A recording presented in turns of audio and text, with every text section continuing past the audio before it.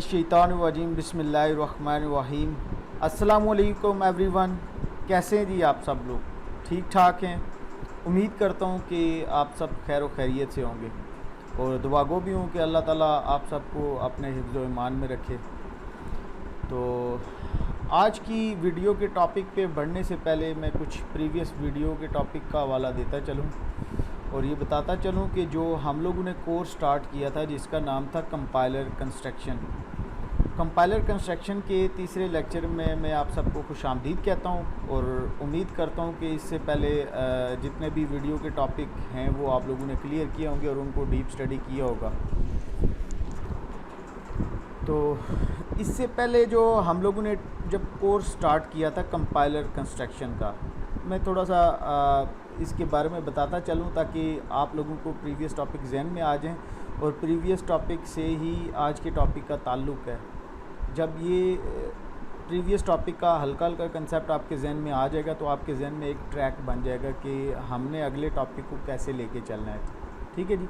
तो हमने course start किया था कंपाइलर कंस्ट्रक्शन का।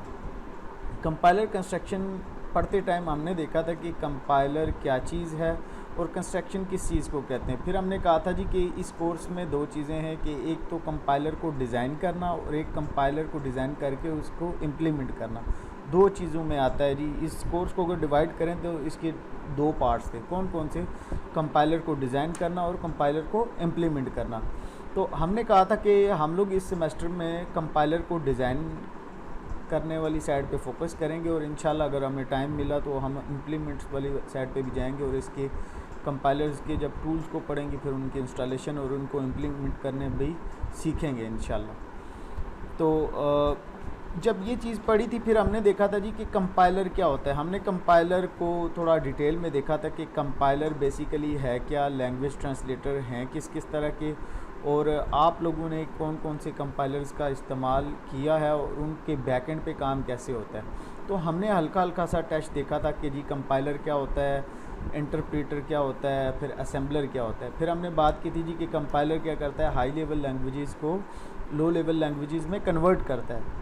और मैंने कहा था कि सिर्फ हाई लेवल लैंग्वेजेस को लो लेवल लैंग्वेजेस में कन्वर्ट करने के का काम नहीं करता। इसके साथ साथ क्या है कि अगर आपको किसी एक लैंग्वेज से दूसरी लैंग्वेज में कन्वर्ट करना हो किसी लैंग्वेज को, तो कंपाइलर उस कन्वर्जन का भी काम करता है।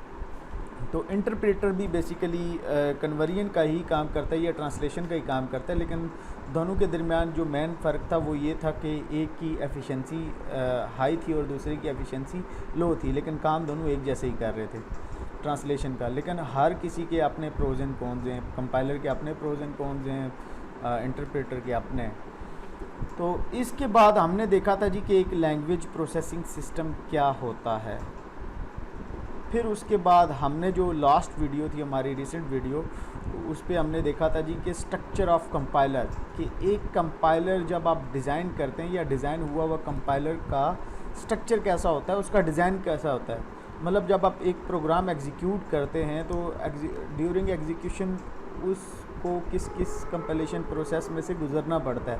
तो उन चीज़ों को हमने काफ़ी डिटेल में देखा था और मैंने बताया था कि जी जो स्ट्रक्चर ऑफ कंपाइलर है बेसिकली यही आपका कंपाइलर डिज़ाइन का कोर्स है और यही फेसेस आप चैप्टर की सूरत में इनको आगे जाके पढ़ेंगे।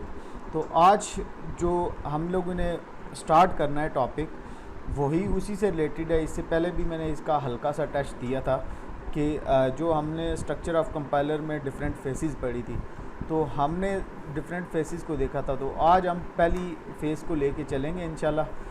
और जो फर्स्ट फेस है बेसिकली इसका नाम क्या है, लेक्सिकल एनालाइज़र फेस। और आज जो हमारा लेक्चर स्टार्ट होने जा रहा है ये थर्ड लेक्चर है और मैं उम्मीद करूँगा कि अगर आप किसी को कोई चीज़ समझ नहीं आई तो वो प्रीवियस टॉपिक को देखेगा, समझेगा। और ये कोर्स बड़ा इंटरेस्टिंग कोर्स है और इंटरेस्टिंग इस तरह है कि थोड़ा लॉजिकल है, इसकी समझ आसानी से आ सकती है अगर इंसान फोकस करे तो चलें जी आज की वीडियो के टॉपिक की तरफ बढ़ते हैं। आज की जो हमारा टॉपिक है वो है lexical analyser. Lexical analyser basically है क्या चीज़, हम इसको देखते हैं। एक मिनट जी, मैं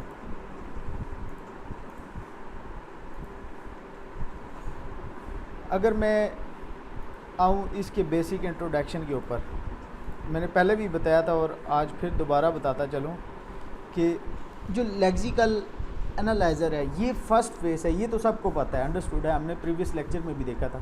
the first face of the compiler is lexical analysis या स्कैनिंग। अब लेक्सिकल एनालाइज़र क्या है, फर्स्ट फेस है, ये तो सबको पता लग गया। अब इस फर्स्ट फेस को कैटेगराइज करो तो इसके दो काम है। एक तो ये इस फेस में दो काम करता है, लेक्सिकल एनालिसिस परफॉर्म करता है और प्रोग्राम इनपुट प्रोग्राम की स्कैनिंग करता है। ये बात आपको समझ आ गई है। तो आगे क्या कहता है, lexical analyser read the input of character making up the source program. कि लेक्सिकल एनालाइज़र क्या करता है, सोर्स प्रोग्राम वो फाइल है जो हम लोग लिखते हैं हाई लेवल लैंग्वेजेस में, उसको एज आ इनपुट लेता है, उसको ये क्या करता है, रीड करता है या उसकी स्कैनिंग करता है करैक्टर बाय करैक्टर, और क्या करता है फिर उन करैक्टर्स को ग्रुप कर देता है। जो करैक्टर मिल के एक मीनिंगफुल वर्ड बनता है, जैसे इंट क्या है, जब ये करैक्टर बाय करैक्टर रीड करेगा तो इंट आई सबसे पहले रीड हुआ, एन हुआ, टी हुआ, तो ये क्या हुआ, जब इसको पता लग गया कि ये एक मीनिंगफुल वर्ड बन गया है, तो जो वो मीनिंगफुल वर्ड बनेगा सीक्वेंस ऑफ करैक्टर, उसको हम कहेंगे ये एक लेक्सियम है। मतलब इंट क्या है, एक लेक्सियम है। आगे जो आइडेंटिफायर है, फ़र्ज़ करें जी मैं कहता हूँ जी कि इंट ए क्या है, ए उसने क्या आइडेंटिफाई किया है कि ए के अंदर इसकी वैल्यू स्टोर है, ये ए डिक्लेयर हुआ है, ये एक मीनिंगफुल वर्ड है, मतलब कि ये एक लेक्सियम है। तो अब बेसिकली कर क्या रहा है ये लेक्सिकल एनालाइज़र, ये दो चीज़ें तो आपको समझ आ गई होंगी। आगे चलते हैं जी कि लेक्सिकल एनालाइज़र हमने कह दिया कि ये फर्स्ट फेस है। ये क्या करता है, सोर्स प्रोग्राम को लेता है, फिर क्या करता है, उसको करैक्टर बाय करैक्टर रीड करता है, और रीड करने के बाद या स्कैन करने के बाद हम कहते हैं जी कि इसने क्या किया है कि जो मीनिंगफुल वर्ड या सीक्वेंस ऑफ करैक्टर ये डिटरमाइंड करता है, हम कहते हैं कि इसने एक लेक्सियम बना लिया जी, एक लेक्सियम का ले लिया। और फिर दूसरा काम क्या करता है, वो उन लेक्सियम की बेस पे ये क्या करता है, टोकन्स जनरेट करता है। अब टोकन क्या होते हैं, valid kind of words. Token को हम आगे अगली स्लाइड में डिटेल में पढ़ेंगे, लेकिन अभी सिर्फ ये कहें कि वैलिड काइंड ऑफ वर्ड्स, जो ऐसे वर्ड्स जिनका एक मीनिंग होता है या जिनका इस्तेमाल होता है प्रोग्राम में, उनको हम कहते हैं जी टोकन्स। वो टोकन किस बेस पे बनते हैं, लेक्सियम की बेस पे, ठीक है। तो अब हमने कह दिया जी कि टोकन के हैं वैलिड काइंड ऑफ वर्ड्स होते हैं, हम इसको आगे थोड़ा सा डिटेल में देखेंगे। तो मैं फिर बताता चलूँ जी कि जो है लेक्सिकल एनालाइज़र, इसको कैटेगराइज करें तो दो हिस्से हैं। इसके अंदर लेक्सिकल एनालिसिस होते हैं और स्कैनिंग होती है। स्कैनिंग मतलब कुछ नहीं है बेसिकली, स्कैनिंग जस्ट आप कह सकते हैं कि उसको रीड करना है, ठीक है। दूसरा लेक्सिकल एनालिसिस है ये, और ये काम इसने कर दिया जी कि करैक्टर बाय करैक्टर रीड करने के बाद ये आइडेंटिफाई करता है कि सोर्स प्रोग्राम में कौन कौन से टोकन्स हैं या किस किस तरह के टोकन्स हैं, क्या वो वर्ड्स हैं, कोई ऑपरेटर्स हैं, कोई सिंबल्स हैं, या कोई सेमी कॉलम है, या वो क्या चीज़ है, ठीक है। ये रीड या स्कैनिंग करने के बाद ये फैसला करता है जब टोकन बनते हैं।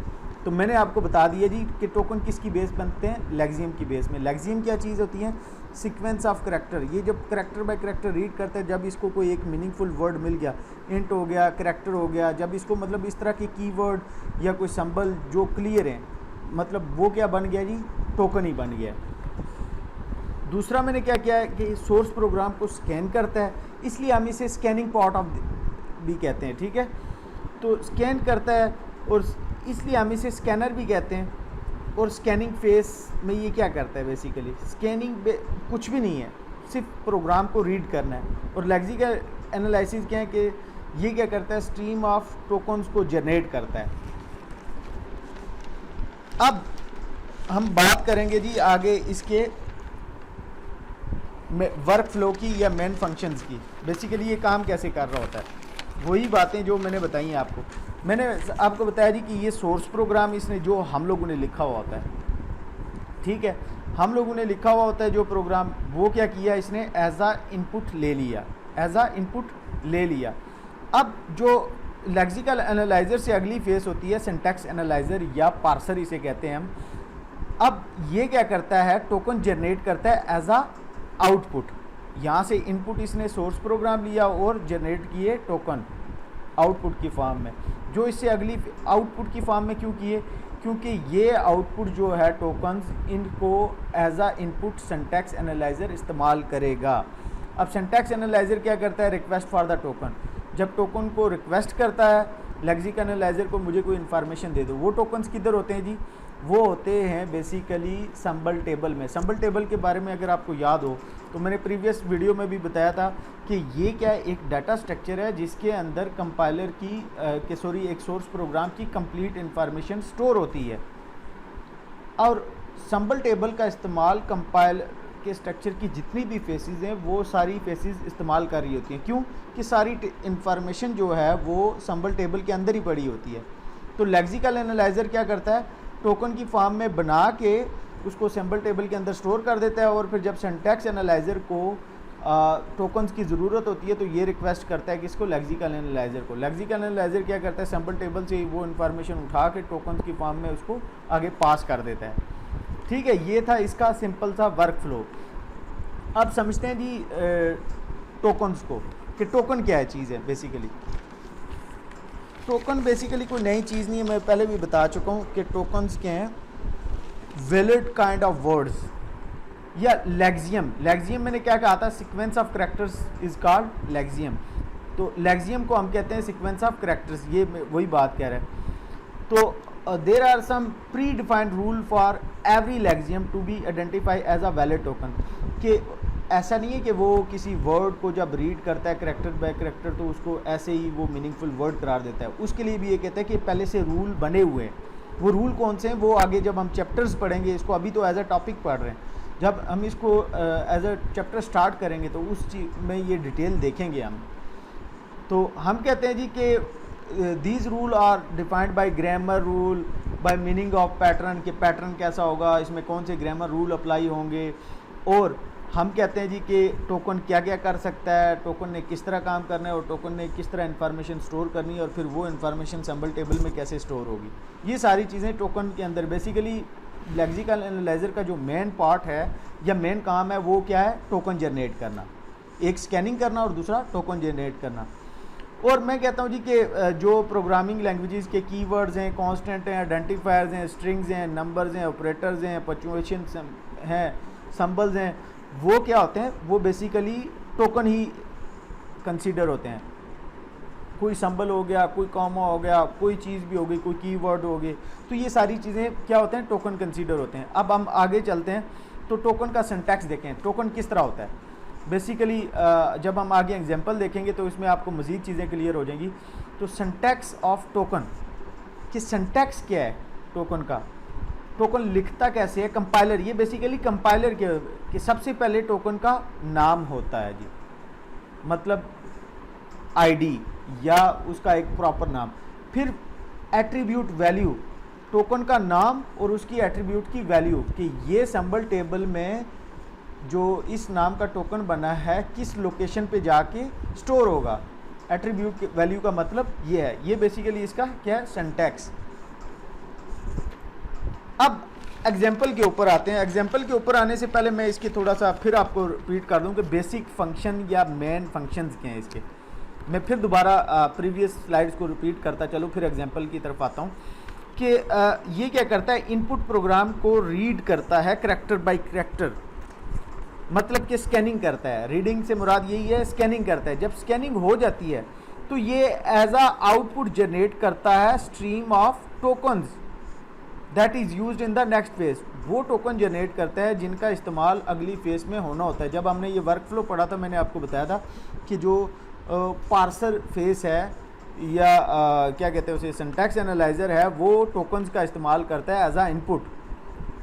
ठीक है, तो ये तो था इसका हल्का सा मतलब कि बेसिक फंक्शन के दो बेसिक फंक्शन बता दिए। तीसरा क्या है कि तीसरा ये है कि ये रिमूव करता है कमेंट्स को।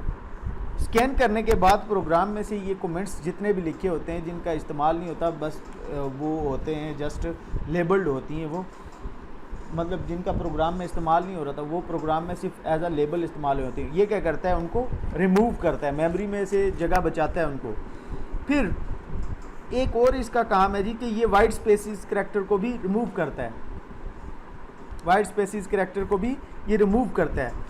और जो सबसे इम्पॉर्टेंट काम है इसका, मतलब कि स्कैनिंग या रीडिंग या लेक्सिकल एनालिसिस, मतलब कि टोकन जनरेटिंग, और उसके बाद जो तीसरा मेन एम काम है सबसे इम्पॉर्टेंट कि handling of pre processor directories, कि ये प्री प्रोसेसर डायरेक्टरीज को भी हैंडल करता है।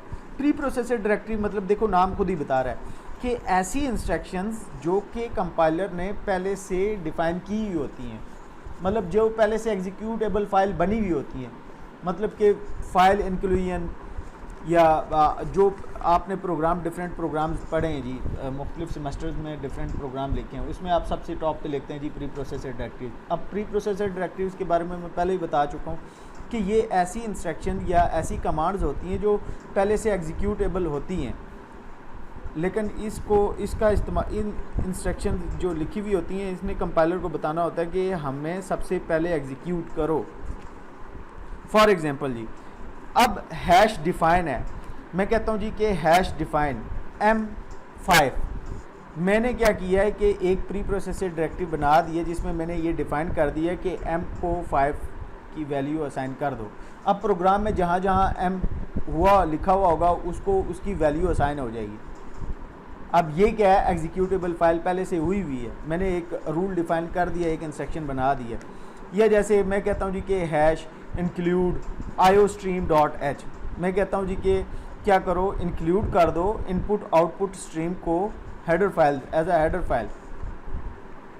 ठीक है, तो ये क्या करता है कि प्री प्रोसेसर डायरेक्टरीज को भी हैंडल कर रहा होता है। ये इसके कुछ चंद मोटे मोटे काम मैं आपको बता रहा हूँ। जब हम इसको एज अ चैप्टर पढ़ेंगे तो फिर हम ये डिटेल में जो बातें हम कह रहे हैं ना कि ये करता है, ये अब करता कैसे है, ये चीज़ें हमने जब चैप्टर पढ़ना है तो फिर हम पढ़नी है। उसके बाद ही जो इसका लास्ट काम है वो क्या है, displaying error message if present there in the program along with line number, कि ये एरर मैसेज जनरेट करता है अगर कोई प्रोग्राम में एरर आता है और लाइन नंबर के साथ करता है। आपने देखा ना कि जब आप प्रोग्राम को कंपाइल करते हैं तो अगर कोई एरर आ रहा है तो ये क्या करता है कि उसको लाइन नंबर के साथ ही बता देता है कि ये एरर है और इस टाइप का एरर है कि आपने ये वैल्यू मतलब कर दी है। तो ये तो थी इसकी थोड़ा सा थ्योरी आप कह सकते हैं। तो अभी मैं आपको टोकन की एग्जांपल बताता हूँ जी, कि मैंने आपको इससे प्रीवियस स्लाइड में बताया जी कि टोकन का सिंटैक्स क्या है, टोकन का नाम और उसकी एट्रीब्यूट की वैल्यू जो कि स्टोर होती है सिंबल टेबल में। अब फ़र्ज़ करें मैंने कहा है जी कि लेक्सिकल एनालाइज़र एज आ इनपुट लेता है सोर्स प्रोग्राम। फ़र्ज़ करें जी कि ये एक लाइन लिखी हुई है, int value is equal to 100 और ये फिर आगे टर्मिनेटर साइन। तो ये एक सोर्स फाइल है। तो मैंने क्या कहा है जी कि लेक्सिकल एनालाइज़र इसको एज आ इनपुट लेगा, फिर इसको क्या करेगा, करैक्टर बाय करैक्टर रीड करेगा, और जब उसको करैक्टर बाय करैक्टर रीड करने के बाद एक मीनिंगफुल वर्ड मिल जाएगा तो ये कहेगा जी कि ये एक लेक्सियम है, मतलब सीक्वेंस ऑफ करैक्टर क्या है, एक मीनिंगफुल वर्ड है, ये क्या है, एक लेक्सियम है। फिर उन लेक्सियम की बेस पे ये क्या करता है, टोकन जनरेट करता है। टोकन जनरेट करने की रीज़न ये है कि जो सिंबल टेबल में इंफॉर्मेशन स्टोर होगी वो टोकन्स की फॉर्म में होगी। तो ये सपोज़ कि ये हमारे पास सोर्स फाइल है। अब आप सब लोग ये जानते हैं कि मैंने आपको पहले प्रीवियस स्लाइड में बताया जी कि कोई करैक्टर, कोई आइडेंटिफायर, कोई ऑपरेटर या कोई नंबर हो गया या कोई कॉमा हो गया, सेमी कॉलम हो गया, ये क्या होंगे, टोकन एज अ टोकन ही ट्रीट होंगे। अब इंट क्या है, एक कीवर्ड है, ये सबसे पहले इसने डिटरमाइन कर लिया। वैल्यू क्या है, एक आइडेंटिफायर है, मतलब कि इंटीजर एक वैल्यू क्या है, उसका नाम है, आइडेंटिफायर है। अब ये क्या है, इक्वल टू, ये क्या है, ऑपरेटर है। 100 क्या है, एक कांस्टेंट है, एक नंबर है, ठीक है। एंड फिर ये क्या है, सिंबल है, ये आइडेंटिफाई कर लिया जी किसने, कंपाइलर ने। अब आगे चल के मज़ीद देखते हैं कि ये सिंबल टेबल में इंफॉर्मेशन कैसे स्टोर होगी। ये तो सबसे पहले इसने आइडेंटिफाई कर लिया है स्कैनिंग करते वक्त। अब एक दूसरी एग्जांपल है जिसको हम डिटेल में पढ़ेंगे थोड़ा सा। सपोज कि इसी तरह आपको एग्ज़ाम में भी डिफरेंट एग्जांपल्स आ सकती हैं। मैं कहता हूँ जी कि इसके आप टोकन जनरेट करके दिखा दें, तो ये आप जितनी प्रैक्टिस करेंगे उतनी आपको प्रैक्टिस करने से ही ये चीज़ें समझ आएंगी। तो सपोज़ कि ये एक और सोर्स पीस ऑफ कोड है, position is equal to initial plus rate multiply by 60। अब आपको पता है कि ये क्या है, एक आइडेंटिफायर है, कीवर्ड नहीं है। ये क्या है, एक ऑपरेटर है। इनिशियल क्या है, एक आइडेंटिफायर है, प्लस क्या है, एक ऑपरेटर है। रेट क्या है जी, एक आइडेंटिफायर है, और मल्टीप्लाई बाई क्या है, ये एक ऑपरेटर है। 60 क्या है, कांस्टेंट मतलब नंबर है। अब ये सिंबल टेबल में इस फॉर्मेट में इंफॉर्मेशन स्टोर होगी। अब देखें जी कि आइडेंटिफायर जो है, आइडेंटिफायर को वो स्टोर करता है अपने सिंटैक्स में, क्योंकि ऑपरेटर तो उसको पहले से पता है कि एक टोकन है। ये भी क्या है, ये ऑपरेटर भी क्या है, एक टोकन है। ये भी क्या है, एक ऑपरेटर टोकन है। कांस्टेंट भी उसको पता है कि भाई एक टोकन है। लेकिन जो आइडेंटिफायर है, आइडेंटिफायर यूज़र खुद बनाता है, खुद नाम रखता है। उसको ये किस तरह स्टोर करता है कि सबसे पहले मैंने कहा था जी कि टोकन का नाम आईडी ही होता है, क्योंकि सिंबल टेबल में आईडी के अगेंस्ट ही उसकी वैल्यू स्टोर होती है। पोजीशन क्या है, पोजीशन क्या है, एक टोकन है, और टोकन जो स्टोर हो रहा है सिंबल टेबल में वो हो रहा है जी, टोकन का नाम क्या है, आईडी, और फिर उसकी वैल्यू, मतलब कि 1 इंडेक्स में ये वैल्यू स्टोर हो रही है। ये तो बिल्कुल ही क्लियर है कंपाइलर के लिए कि ये क्या है, एक ऑपरेटर है, और ये ऑपरेटर सिंगल ही है, मतलब कि ये एक टोकन है। अब देखें आइडेंटिफायर, ये हम लोगों ने खुद बनाया हुआ है। ये क्या है, आईडी उसका नाम है, और 2 उसकी वैल्यू है, मतलब कि उसकी एट्रीब्यूट वैल्यू की मदद से ही फैच किया जाता है। प्लस क्या है, एक ऑपरेटर है, ये भी एक टोकन है। अब रेट मतलब जो हम लोगों ने ख़ुद का नाम लिखा हुआ है, ठीक है, उसको ये कैसे स्टोर करेगा सिंबल टेबल में। आईडी नाम है टोकन का, और एट्रीब्यूट उसकी वैल्यू, मतलब कि तीसरी इंडेक्स में ये स्टोर होगा। ये क्या है, ऑपरेटर है, ये भी एक टोकन बन गया जी। इसी को इसने ये, और ये थी इसकी डिटेल सेक्शन, ठीक है। अगर मैं इसको थोड़ा सा मज़ीद डिटेल में अगर बात करूं तो ये देखें, इस बुक में इसने ये पूरी ये एग्जांपल एक्सप्लेन की हुई है कि पोजीशन, हमने कहा दीजिए कि position is equal to initial plus rate multiply by 60, ये उसने लिया है। और उसके बाद इसने क्या किया जी कि जो है पोजीशन क्या है, एक लेक्सियम है। लेक्सियम क्या है, मैंने कहा था जो मीनिंगफुल वर्ड है आफ्टर रीडिंग बनता है, एक लेक्सियम है जो मैप होता है token ID is equal to 1 के नाम से। मैंने आपको पहले इस चीज़ को एक्सप्लेन कर चुका हूँ। असाइनमेंट भी क्या है, एक लेक्सियम है जो कंपाइलर को पहले से पता है कि ये एक ऑपरेटर है, ये सॉरी ऑपरेटर नहीं, एक सिंबल है, ठीक है। इसी तरह इनिशियल क्या है, एक लेक्सियम है जो मैप हुआ है टोकन में आईडी 2 के अंदर स्टोर हुआ है, ठीक है। प्लस भी क्या है, एक ऑपरेटर है। रेट भी क्या है, एक लेक्सियम है। ये बेसिकली सारे लेक्सियम ही हैं। लेक्सियम मतलब कि वो मीनिंगफुल, जिसका कोई मीनिंग बन रहा है। अब कंपाइलर को पता है कि ये इक्विवेलेंट का साइन क्यों इस्तेमाल किया जा रहा है, प्लस का क्यों किया जा रहा है, मल्टीप्लाई बाई का क्यों किया जा रहा है, ये पोजीशन क्या चीज़ है, फिर उसको हम उसकी आईडी के अगेंस्ट एट्रीब्यूट वैल्यू में स्टोर करते हैं। तो उम्मीद करता हूँ कि ये आपको एग्जांपल समझ आ गई होगी।